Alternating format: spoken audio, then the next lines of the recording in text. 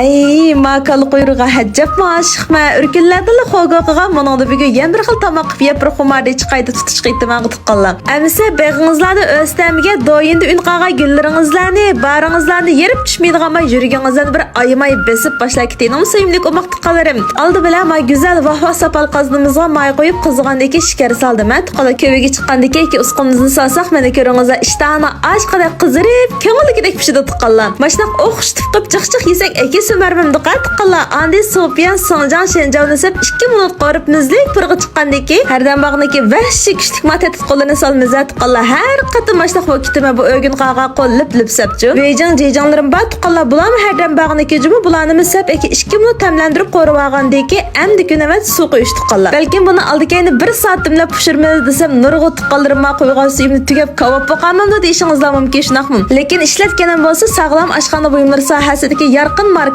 vahvahning jam bo'lish qazini. Yana sapal qazana tuqala faqat xormaydi desam yağa voqalır. Lekin ma'o meni 40 minut dimlagandek keyingi holda tuqala o'zilak ko'rpaqsa tushib turibdi. Andi bu qazonda odatdagi qazonlarga qaraganda chaqqa pishidi, mizlik pishidi, yumshoq pishib chiqadi. Juma so'mlik tuqqalarim lazımlar 5 yig'i ayta qo'yga do'y nomor vaqim. Shuni qatib olsangizlarmi yoki men lapildab turgan menki uynidarim qatib zakaz bersangizlar bo'ladi. Juma so'mlik tuqqalarim sen bağı so'g'atlig'i bilan mangdamisa. Sözünü mene baştarak 5 minut oldin dimlab, eki yan yonasab 10 minut dimlaymiz jumut qala yumshoq izilib pishkitdi tuqqanlarim. Andi biran 2 tane qizil ko'klardan sep 2 sho'lab asaqli bo'ldi. Mana shunchilik o'xshab ketdikin tuqqanlar. Tamoq qilmaydigan tantak sing'illarim Nuriman gul ochingizlarni qaytib yuraklarni bir sizlar yangni shimirlab bir qildigan bo'lsangizlar o'lalang o'ynagandek asonlik qo'ysizlar g'ozada o'maq sing'illarim. Akimashtaq o'xshagan mizlik, shirin, quvvatli, issiqlik energiyasi yuqori tamoqlarni tabiiy qatiqlar bilan Umr Cho'lpin shirkatining tantavan tableti bilan birga iste'mol qilsak samir ketishdan qo'rqmaymiz.